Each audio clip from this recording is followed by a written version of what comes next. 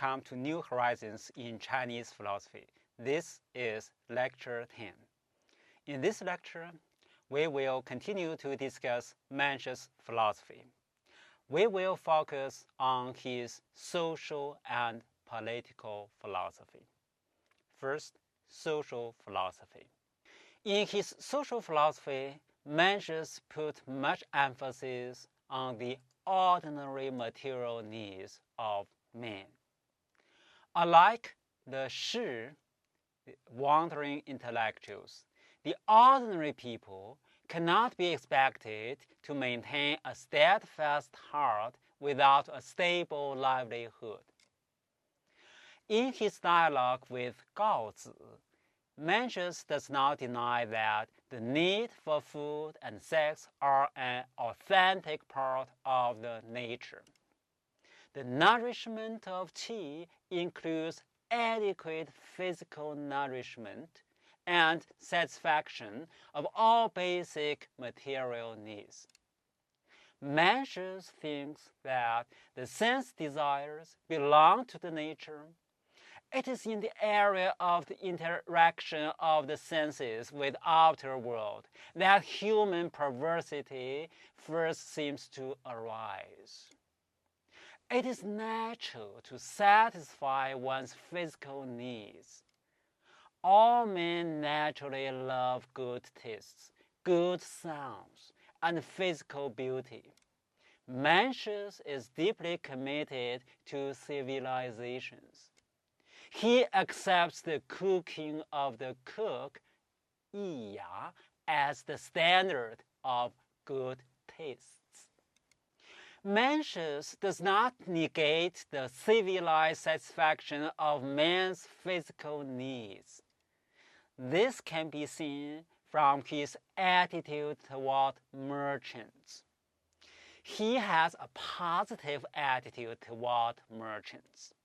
Merchants bring goods from areas where they are abundant to areas where they are scarce. They have a legitimate role in society. He calls on rulers to protect the rights of merchants in the marketplace. He urges King Huan not to levy excessive taxes on merchants so that they will enjoy the refuge of your marketplace. He defends the notion that prices should be determined by the free market. In his defense of the division of labor against Xu Xing, he stresses the fact that even in the society of his time, peasants depend on pots, pans, plows, and cups produced by others. This is, of course, a desirable state of affairs. This shows that he envisions the possibility of a livelihood for the people. This livelihood includes an unspecified standard of civilized comfort and amenities. In his dialogue with King Hui and King Xuan, Mencius seems to condone the extravagant luxuries of those princes. The two princes in question are not likely to give up their huge hunting parks, expensive concubines, and lavish palaces. Mencius believes that a certain level of luxury is a necessary appurtenance of the ceremonial life of rulers. However, when they ask him if it is legitimate for them to enjoy these ostentatious luxuries, he argues that such luxuries are legitimate only if the people can also enjoy something of the good life.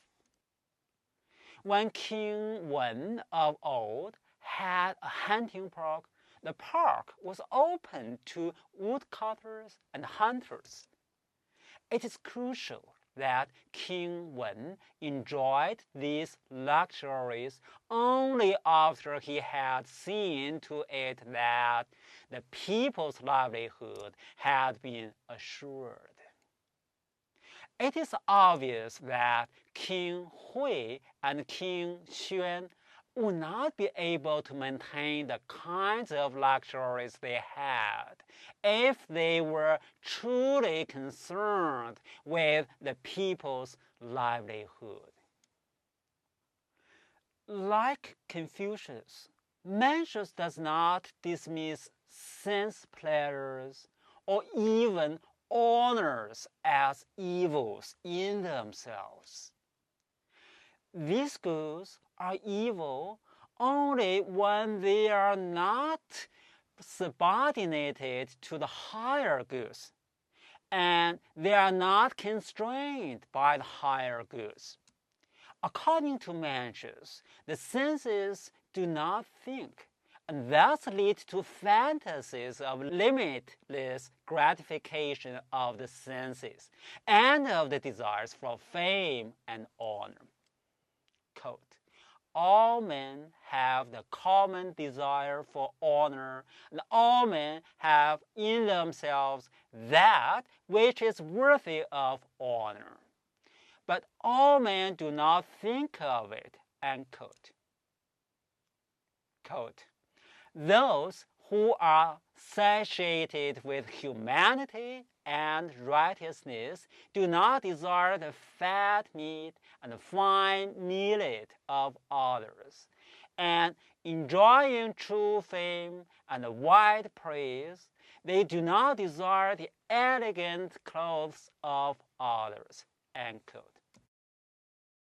So, the highest good is the deep inner satisfaction and the tranquility which comes from a life devoted to humanity and righteousness.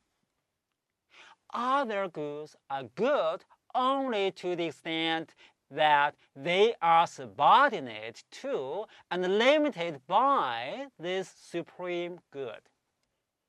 Mencius does not deny that sense pleasures and reputation are goods, but he asserts that, quote, in nourishing the mind, there is nothing better than to reduce the desires, end quote.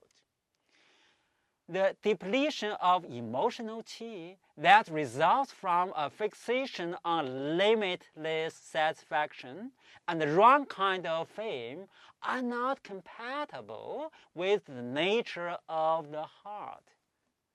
The wrong kind of fame is a fame that can only be satisfied by constant aggrandizement with the inevitable accompanying fear of loss of power. Mencius argues to King Xuan that his excessive luxuries might be justified if he took care of the needs of people. Mencius also expresses his contempt for contemporary rulers with their halls tens of feet in height, their tables laden with food measuring 10 feet across, and their female attendants numbering in the hundreds, end quote. Mencius thinks that desires should be limited. A life spent in the limitless expenditure of vital energy in obtaining an infinite variety of goods would lead to starvation of the qi and of the heart of humanity and righteousness.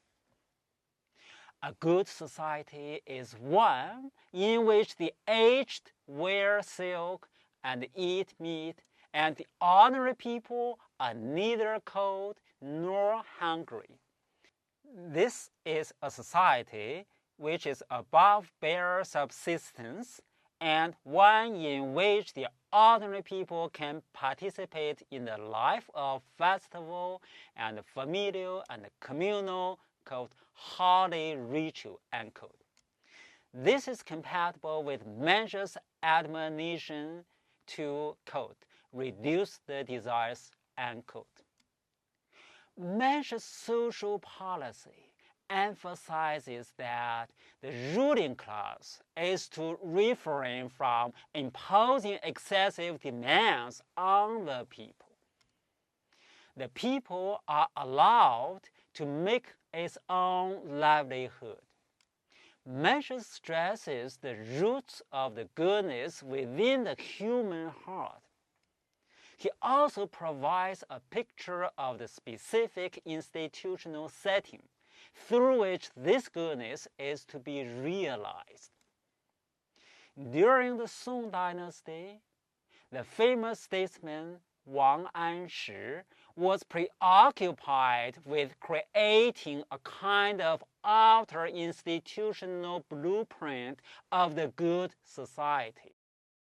Zhu Xi was preoccupied with cultivating the sources of moral excellence in the individual. They both found inspiration in Mencius. So much for social philosophy.